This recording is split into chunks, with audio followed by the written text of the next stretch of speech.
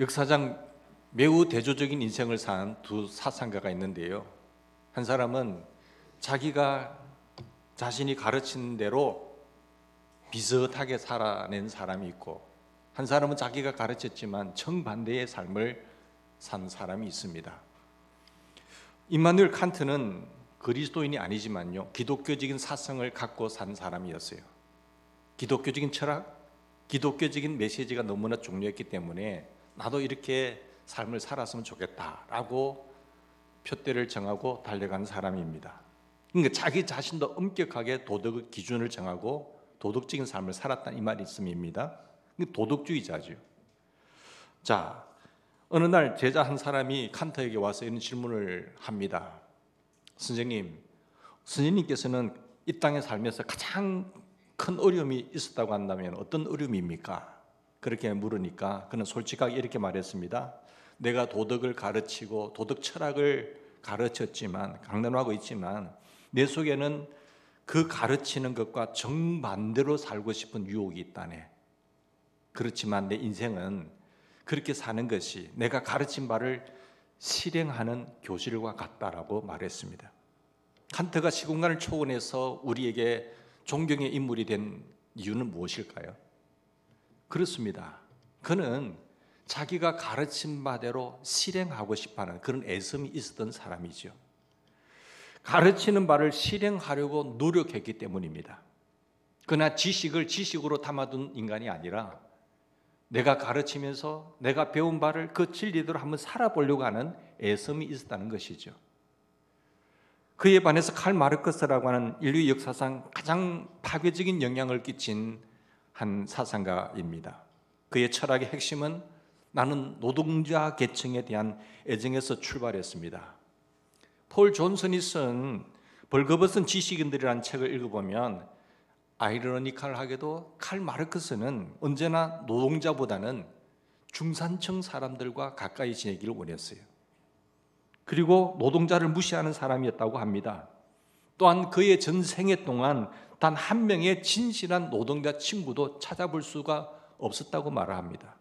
그리고 가족과 측근들과 늘 싸우는 사람이었다고 이야기합니다. 그의 진짜 목표는요, 부르주아가 되는 길이었어요. 나는 한번 부르주아로서 잘 살아보고 싶은 것이 그의 삶의 목표였습니다. 말년에는 두 명의 하녀를 부리면서 사는 것이 그렇게 좋을 수가 없었다라고 말을 했고, 자신이 가르침과는 모순된 삶을 산 사람이었습니다. 그런데 이런 유형의 비극이요, 크리스찬의 삶에도 있다는 것이 참 불행 아니겠습니까? 또 앞으로 일어날 수 있다는 사실을 아십니까? 저는 이것을 그리스도인의 비극이라고 말하고 싶습니다. 교회 생활 좀 오래 하다 보면은요, 교회에 익숙해져요. 찬송도 부를 줄도 알고요, 기도하는 흉내도 내고요, 성경에 대한 지식도 많이 알고 있습니다. 우리는 많은 경우에 내가 그것을 알고 있기 때문에 내가 지금 그렇게 행하고 있다고 착각하고 있다는 것이 문제지요. 그러나 아는 것과 그렇게 사는 것은 별개입니다. 지금 우리는 아는 것을 얼마나 행하고 있을까요? 오늘 본문 말씀 보면 예수님이 어떤 율법사와 영생을 주제로 한 대화를 나누고 있는 장면이 나옵니다. 율법사가 주님에게 내가 무엇을 해야 영생을 얻을 수 있습니까? 라는 질문을 하게 됩니다. 그 질문에 주님께서 다시 되묻습니다. 네 율법사지, 율법에는 무엇이라고 기록되어 있느냐라고 질문을 하였습니다. 율법사는 서슴없이 이렇게 대답합니다. 네 마음을 다하며 목숨을 다하며 힘을 다하며 뜻을 다해서 주 너희 하나님을 사랑하라 하셨습니다.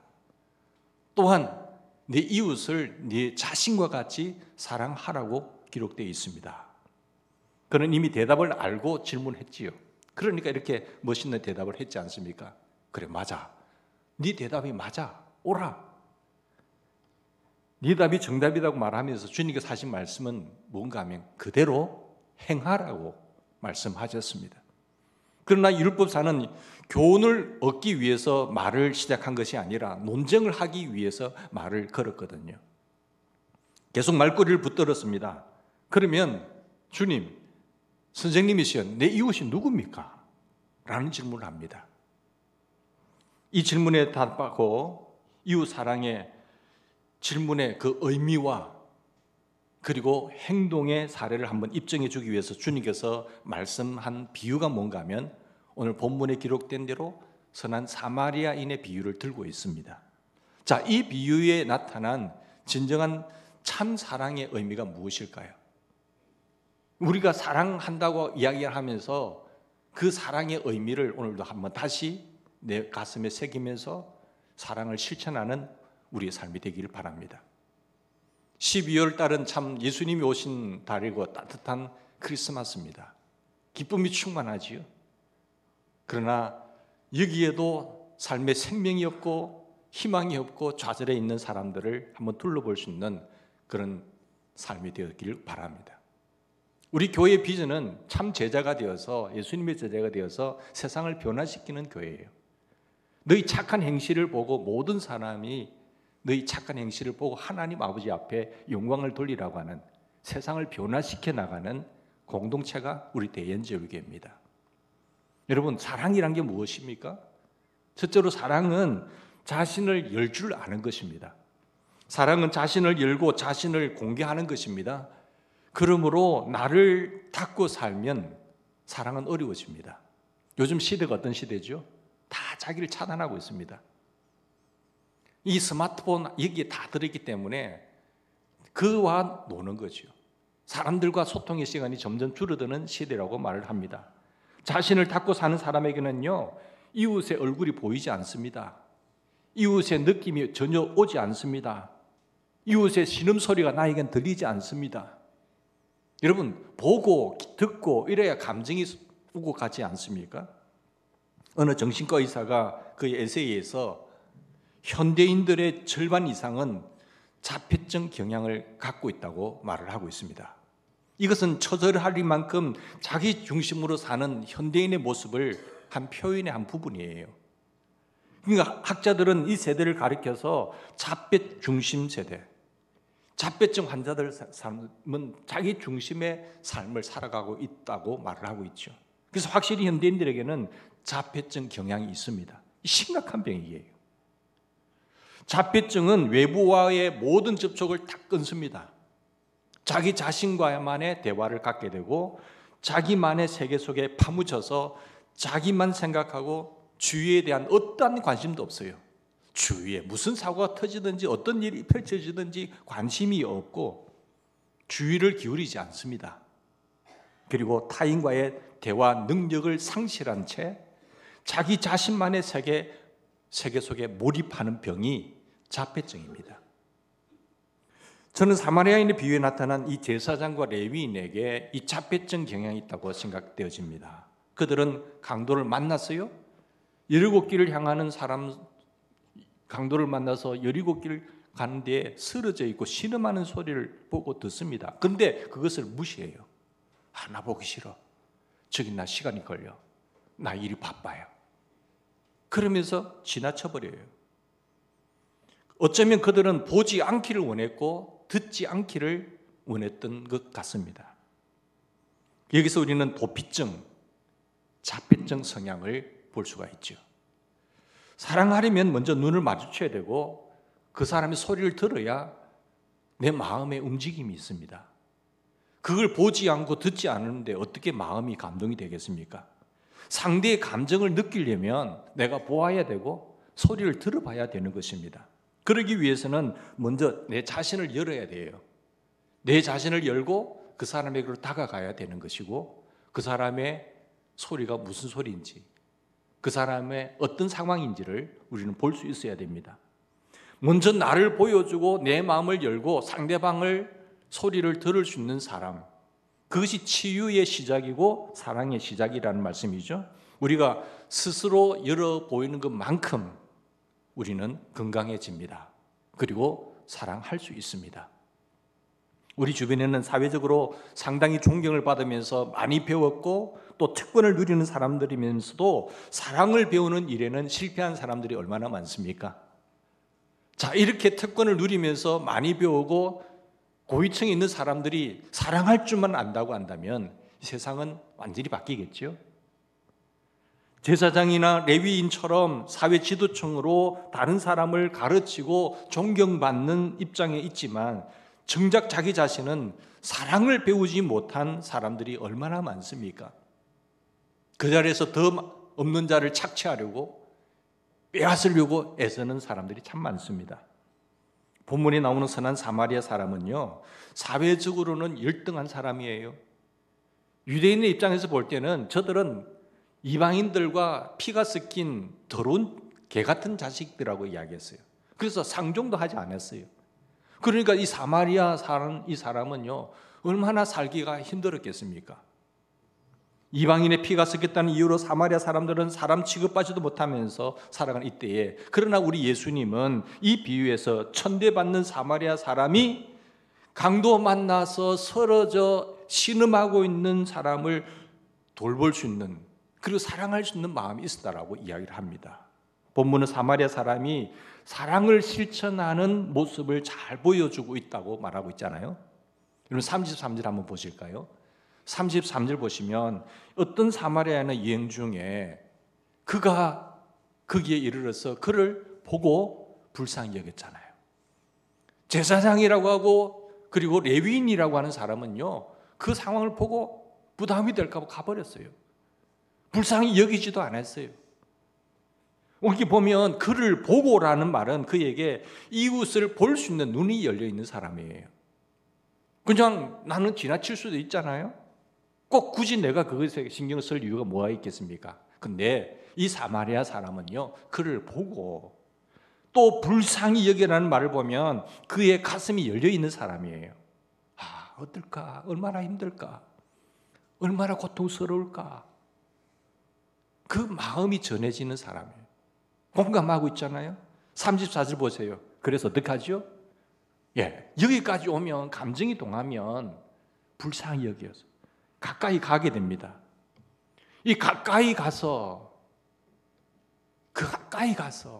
기름과 포도주를 그 상처에 붓고라 했잖아요.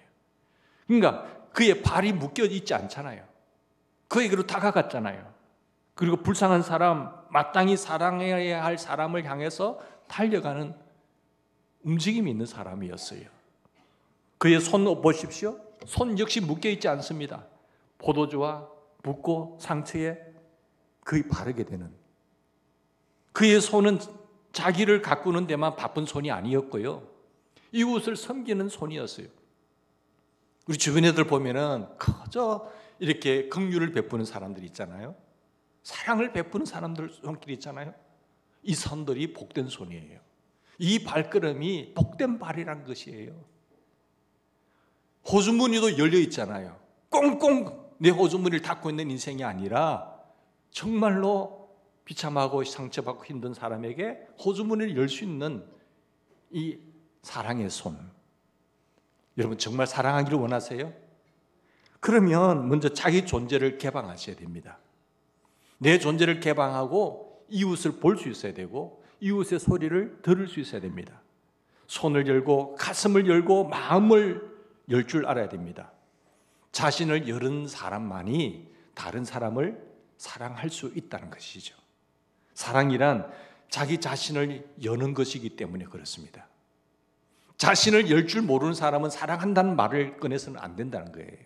자, 두 번째, 사랑은 필요에 응답하는 것입니다. 우리는 이웃에게 사랑을 실천하기를 원하잖아요. 사랑의 공동체, 사랑의 집안, 사랑의 사람을 다 원하고 있습니다. 그런 사회, 그런 국가를 원하고 있습니다. 그런데 어떻게 해야 사랑을 실천할 수 있겠습니까? 한마디로 말하면 상대방의 필요를 알 수 있어야 됩니다. 나의 필요가 아닌 내가 사랑해야 할 대상의 필요를 아셔야 되는 거예요. 우리는 종종 이웃을 사랑해서 사랑의 행동을 취합니다. 하지만 사랑의 의도가 상대에게 있어서 제대로 전달되지 못한 채 사랑에 가면요, 상대방에게 상처와 오해를 심게 마련이에요. 도리어 내가 행동한 그 행동이 상처가 된다니까요, 상대방에게 있어서는요.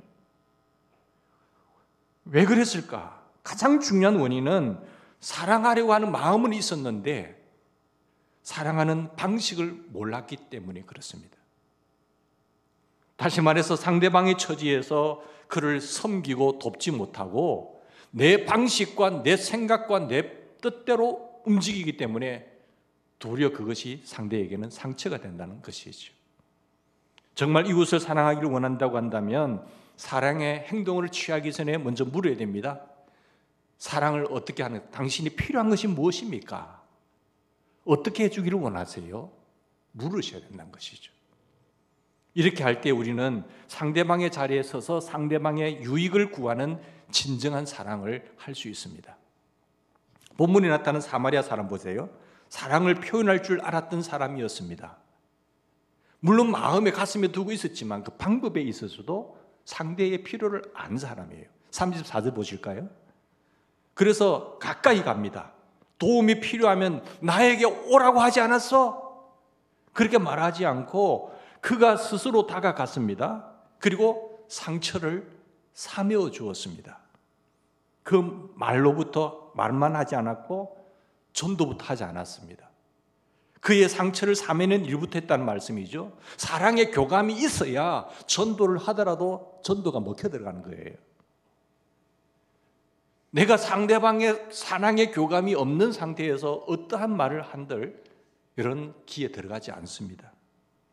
사랑의 교감이 돼야 됩니다. 전도하기 위해서는요, 먼저 그의 필요를 채워줘야 되고 그의 상처를 사메어줘야 됩니다.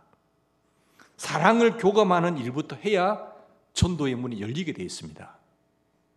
여러분, 이것이 예수님이 보여주신 사랑의 방식이거든요. 한국 교회가 우리 사회 속에서 전도의 능력을 상실한 이유가 뭐라고 생각하십니까? 굉장히 떠들어댑니다, 교회에서. 그렇지만 세상의 사람들은 교회의 반응에 대해서, 교회의 행동에 대해서 그렇게 반응하지 않습니다. 전도해도요, 아무도 감사하지 않습니다. 그걸 아십니까, 여러분? 불신자들의 불평을 한번 들어보십시오. 그들은 그리스도인들에게 좀처럼 사랑을 발견할 수 없다라고 불평하고 있습니다. 저들은 우리와 다르다고 생각했는데, 교회는 다르다고 생각했는데 그렇지 않다는 거예요. 깍쟁이들이라고 하거든요.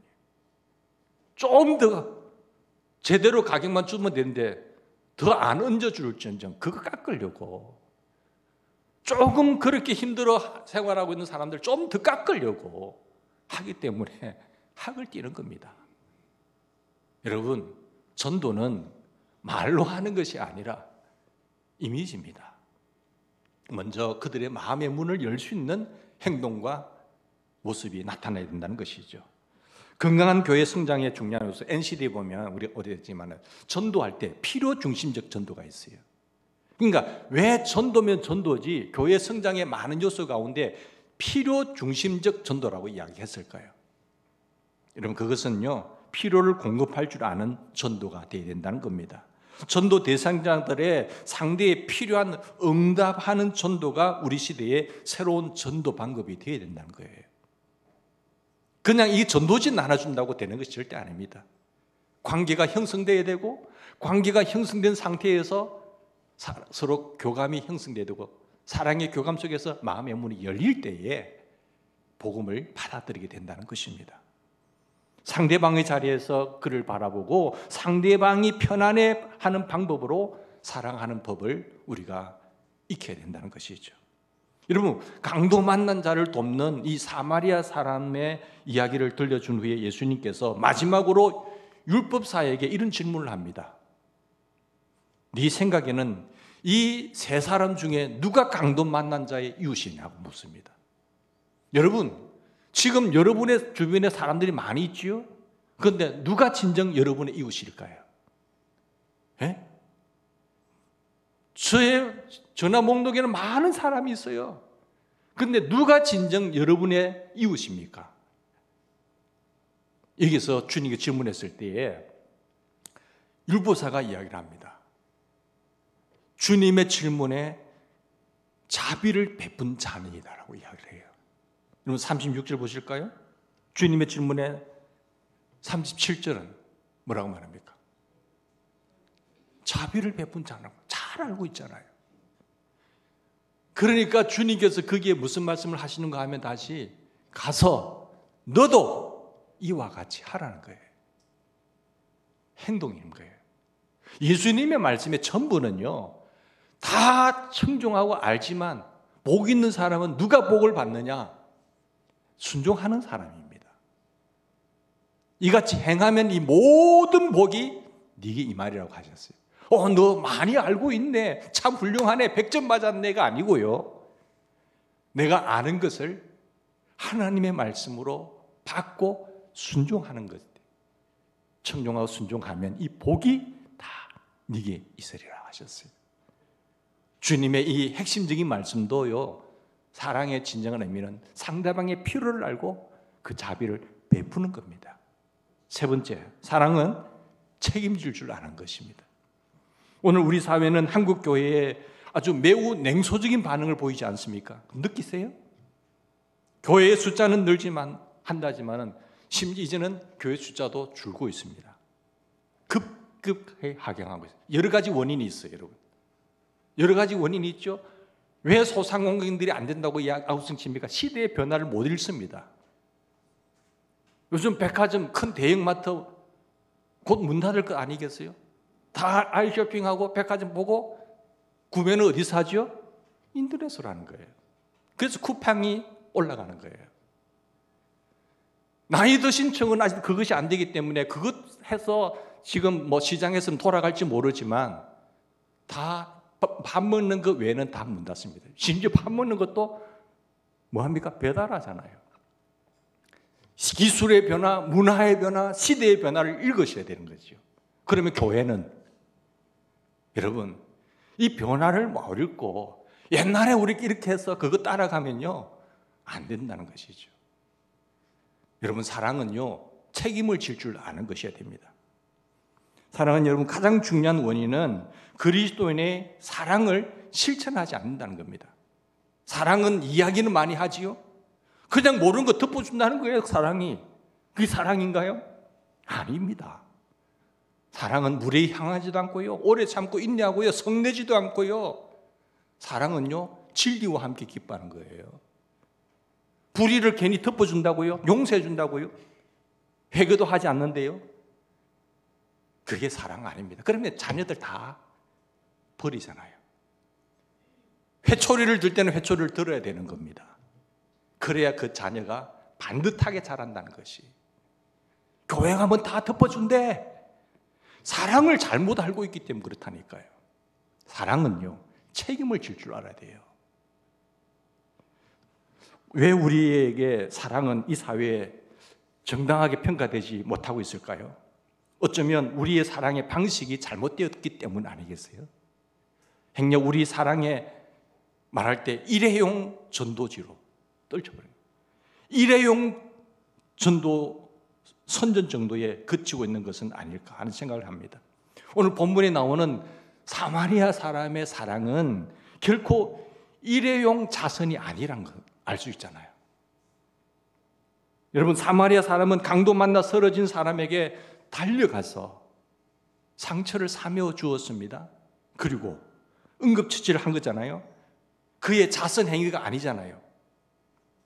응급처치에서 자선 행위로 끝나지 않고, 자, 가까이 가서 뭐 합니까? 34절 보면 사며 상처에 붓고 사매고 또 짐승에 태워서 주막으로 데려가서 돌보아주고, 이튿날 돈을 대날 주면서 더 필요하면 내가 올 때 가봐줄 테니까 좀 돌봐주라고 부탁까지 하고 가잖아요.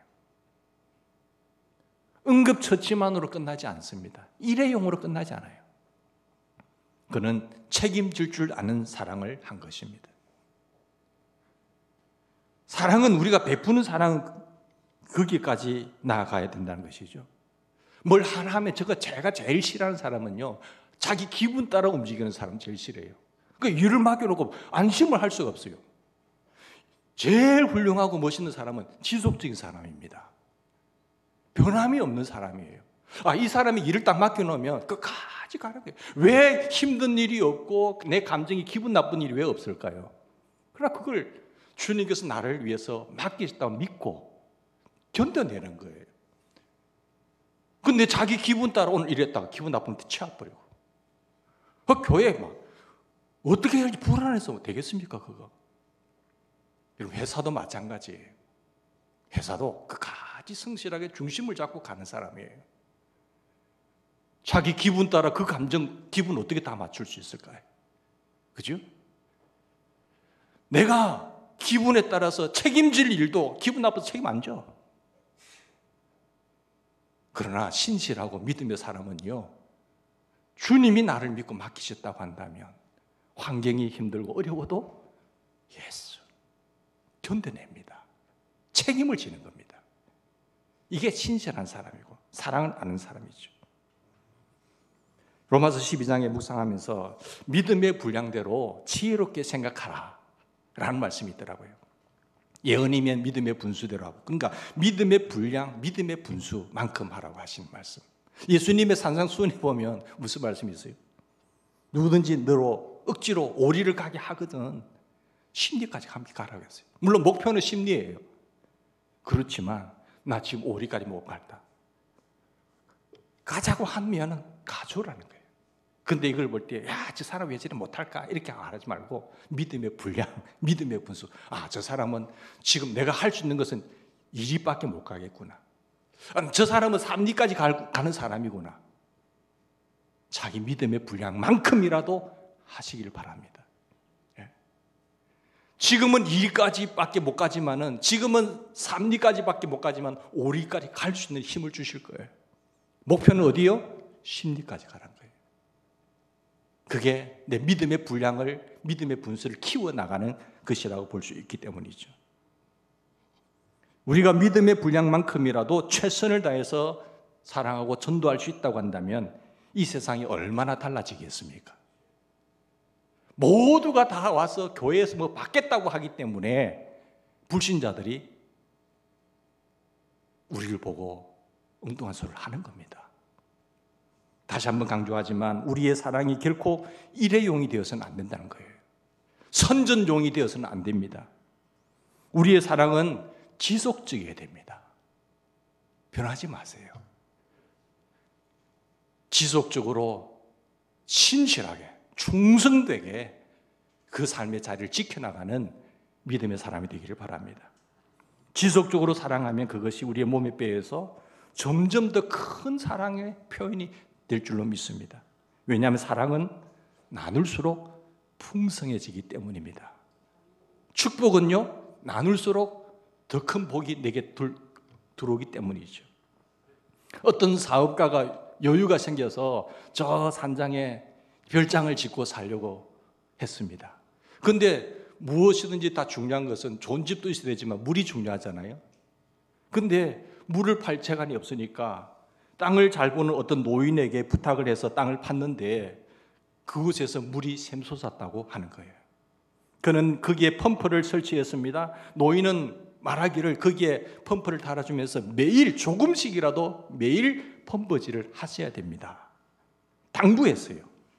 그런데 사나흘쯤 펌프질하니까 물이 펑펑펑 쏟아졌거든요. 아깝기도 하고 물이. 그래서 펌프질을 하지 않았습니다. 이만하면 좋겠구나 하면서 펌프질을 멈췄는데, 그리고 얼마 후에 재정적인 문제로 인해서 공사를 한 6개월 쉬게 되었어요. 6개월 후에 다시 재정을 마련해서 다시 건설을 시작합니다. 그런데 건축 공사를 마무리하기 위해서 다시 우물을 펌프질했지만 물이 나오지 않았어요. 그는 노인에게 가서 왜 물이 나오지 않느냐고, 그렇게 물이 잘 나왔는데 왜 안 나오냐고 물으니까 노인이 이렇게 대답했습니다. 내가 매일 조금씩이라도 펌프질 하라고 했는데 매일 조금씩이라도 하셨습니까? 라고 물으니까 한 사나흘 하니까 물이 너무 많이 나와서 그 이후로 펌프질을 안 했습니다. 라고 이야기했어요. 이 말을 듣고 노인이 이렇게 말했습니다. 그러니까 물이 안 나오지요. 지하의 수맥은 고무 튜브 같아서 펌프질을 계속하면 그 수맥이 넓어집니다. 그러나 펌프질을 안 하면 다시 물이 줄고 맙니다. 저는 우리의 축복이 이 수맥과 같다고 생각합니다. 흘러줄 때에 수맥이 넓어지고 사랑이 넓어지고, 그리고 사랑의 강은, 축복의 강은 연습할수록, 실천할수록 더욱더 넓어진다는 사실을 믿으시기 바랍니다. 너무 움켜쥐지 마세요. 너무 깎으려고도 하지 마시고 너무 그렇게 인색하지도 마시길 바랍니다. 하나님, 내 주머니를 열 수 있게 하시고 넉넉한 손이 되게 하시고 이 손이, 이 모든 물질이, 이 시간이, 이 몸이 정말 하나님 필요한 대로 흘러갈 수 있는 축복의 통로가 되게 해주십시오. 그렇게 기도하면서 한 해를 마무리하는 그런 복된 한 해가 되기를 주의 이름으로 축원합니다. 같이 기도하십시다.